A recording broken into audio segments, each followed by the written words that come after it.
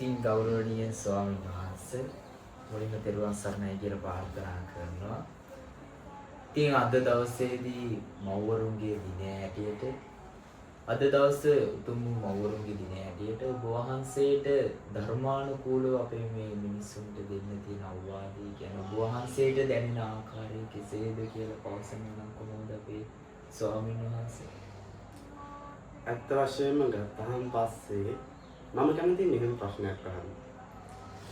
අපේ මේ ජීවිතය අපි දැන් මේ විදිහට ජීවත් වෙනවානේ, මේ විදිහට අපි ගෙවනවා. ඇත්තටම අපේ මේ ලබාගත් ජීවිතේ අපිට මේ හම්බෙච්ච ජීවිතේ සැබෑම අයිතිකාරයෝ කවුද? ඒ කතාව දිහාවට හැරිලා බලනකොට අපිට පේන්න තියෙන එකම දේ තමයි මේ අම්මා කියන චරිතයෙන් ලැබිච්ච ජීවියක් තමයි අපි සතුටු තියෙන්නේ. ඒ අම්මා කියන චරිතයෙන් අපිට ලබා දුන්න ජීවය ඒ තමන්ගේ ඇඟේ ලේ ටික කිරි කරලා පෝපු ශක්තිය තමයි අද මේ විදිහට අපි ජීවත් කරන්නේ. මොකද අද වෙනකොට අපිට පුළුවන් අපි විසින්ම අපේ වැඩ ටික කරගන්න. අපිට කෑම ටික කන්න පුළුවන්. ඒ වගේම අපිට කැමති දේවල් කැමති ආකාරයට කරන්න පුළුවන්. හැබැයි ඔබ කල්පනා කරන්න ඕනේ අපි ඉපදිච්ච දවසේ ඉඳලා අපි මේ දේවල් කරන්න පුළුවන්ද? ඔබ බලන්න සමාජයේ ගත්තහම මාස ගාණක් වගේ වෙන පොඩි දරුවෝ. ඒ දරුවන්ට පුළුවන්ද තමන්ගේම කාර්යයක් තමන් විසින්ම කරගන්න? ඒක අපිට තේරෙනවා බලනකොට මේ දේ කරන්න බෑ. ඒ දරුවට තමන් විසින්ම අඳුම ගන්න කැම ටිකවත් කන්න පුළුවන් කමක් නැහැ. මේ දේවල් කළේ කවුද? තාත්තා වැඩට ගිහිල්ලා දාඩිය ටික හෙලලා මිල මුදල් ටිකෙන් ගෙදර පවුල ශක්තිමත් කරා, පෝෂණය කරා.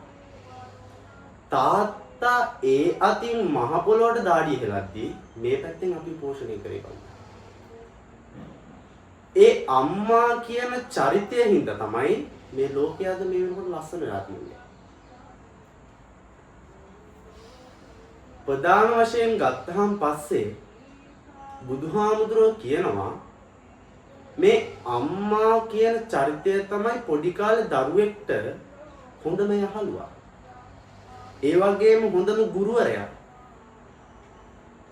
ඒ දරුවට පොඩි කාලේ හම්බෙන කල්යාණ මිත්‍රයා මේ දෙමව්පියෝ. ගුරුවරු දෙමව්පියෝ. වැඩිපුරම ළඟින් ඇසුරු කරන්නේ දෙමව්පියන්. දරුවෙක් මුලින්ම ඉපදිලා තමන්ගේ කටෙන් කියන පළවෙනි වචනේ මොකද්ද? අම්මා කියන වචනේ කියන්නේ. මොකද ඒ තරම් ඒ දරුවට අර චරිතයේ හිතට කාවැද්දිලා තියෙන්නේ. මොකද මේ බැඳීම අර උපදින දවසේ ඒ අම්මට එන සෙනෙහස, ඒ අම්මට අර දරුවා ගැන ඇතිවන හැඟීම තමන්ගේ ඇඟේ තියෙන ලේ ටික කිරි කරලා දෙන තරමටපත් වුණා. අන්න ඒ චරිතය අම්මා. බුදුහාමුදුරුවෝ දේශනා කරනවා මට වන්දනාමාන කරනවට වඩා මුලින්ම තමන්ගේ gedara බුදුන් පුදන්න. gedara බුදුන් පුදන මිනිස්සයාට කවදාකවත් ජීවිතය වර්ධින්නේ නැහැ. එතනින් පටන් ගන්න. බුදුහාමුදුරුවෝ gedara බුදුන් වශයෙන් නම් කළේ අම්මව. මොකද අම්මට සලකන දරුවෙක්ට, අම්මට ගෞරව කරන දරුවෙක්ට කවදාකවත් වරදින්නේ නැහැ. ලෝකයෙන් මේ වගේ දවසක් වෙන් කරලා තමන්ගේ අම්මා ගැන සිහිපත් කරලා තමන්ගේ අම්මව සමරන්න දීපු දවසක්. නමුත් මේ ලෝකේ ජීවත් වෙන කළගුණ දන්න මිනිස්සු හැටියට හැම දවසක්ම මේ දවසක් කරගන්න ඕනේ. මොකද මේ ජීවිතයේ සැබෑ අයිතිකාරී අය.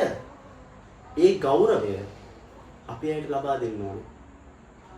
අද සමාජයේ ගත්තාම බොහෝ විට 150ක් හෝ ඊට වැඩි වෙන්න පුළුවන්. අපි දකිනවා සමාජය දිහා ගත්තාම පස්සේ දෙමව්පියන්ට සලකන්නේ නැති දරුවෝ. ඔවුන් තමන්ගේ ජීවිතය දිහා හැරිලා බලන්න ඕනේ. තමන් අද මේ තත්ත්වෙ හිටියට තමන් උපදිනකොට ඒ තත්ත්වෙ හිටියේ නැහැ. ඒ අම්මගේ තාත්තගේ ශක්තිය තමයි ඔබ අද ඒ අයටම පෙන්වන්නේ.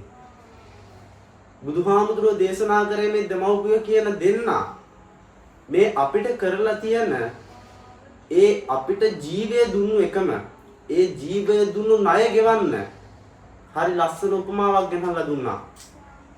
ශක්තිමත් පුරුෂයෙක් තමන්ගේ දෙමව්පියන්ව මේ තමන්ගේ උර දෙක උඩ තියාගෙන අවුරුදු 100ක් එක මොහොතක්වත් බිමින් තියන්නේ නැතුව සලකන්න ඕනේ.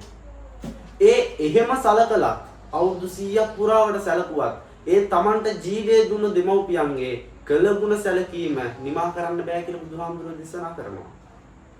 ඒ ආකාරයට බුදුහාමුදුරුවෝ දේශනා කරපු දේ අද සමාජයේ වෙනකොට අද සමාජ වර්තමාන මිනිස් පිරිස කටයුතු කරන්නේ එහෙමද? බුදුරජාණන් වහන්සේ තමන්ගේ අම්මා ඉපදිලා අම්මා දවස් 7න් කලුරිය කරනවා. බුද්ධත්වයේ ලැබලා තමන්ගේ අම්මට කළගුණ සලකන්න තව්තිසාවට වඩිනවා. ධර්මයේ දේශනා කරනවා. උන්වහන්සේගේ චරිතය තුළින් ලෝක සත්‍යයට පෙන්වන්නේ මොකද්ද? ඒ පෙන්වුවේ කළගුණ සැලකීම තමන්ගේ අම්මගෙන් පටන් ගන්න. දෙමෝපියන්ට සලකන්න. මේ වගේ අද දවස දෙමෝපියන්ට සැලකීම එහෙම නැත්නම් අම්මාවරුන්ගේ දවසක් විදියට වෙන් කරලා තියෙනවා. හැම දවසක්ම අම්මා කෙනෙක්ගේ දවසක් කරගන්න. මොකද මේ ජීවිතය අයිති ඔබේ දෙමෝපියන්ට. අද ඔබ මේ විදිහට උස්මහත් වෙලා තනියම තමන්ගේ කටයුතු කරගන්න පුළුවන් වුණාට ඒ කාලේ ඔහොම තත්ත්වයක් තිබ්බේ නැහැ. ඒ තිබ්බේ නැති කාලේ ඔබට ශක්තිය ධෛර්යය දුන්නේ ඒ අම්මා තාත්තා. ඒකින්ද අම්මගෙන් පටන් ගන්න. ගෙදර බුදුන්ට ගෞරව කරන්න. ගෙදර බුදුන්ට සලකන්න. ඒ අම්මා කියන චරිතය ඔබේ ජීවිතයේ පළවෙනි තැන කරගන්න. ඉතින් අද දවස තුලදී මේ මව්වරුන්ගේ දවස උදා වෙලා තියෙන අවස්ථාවේ සෑම හිතකටම දෙන්න තියෙන අවදන තමන්ගේ අම්මගෙන් පටන් ගන්න. තමන්ගේ අම්මට සලකන්න, අම්මට ගෞරව කරන්න.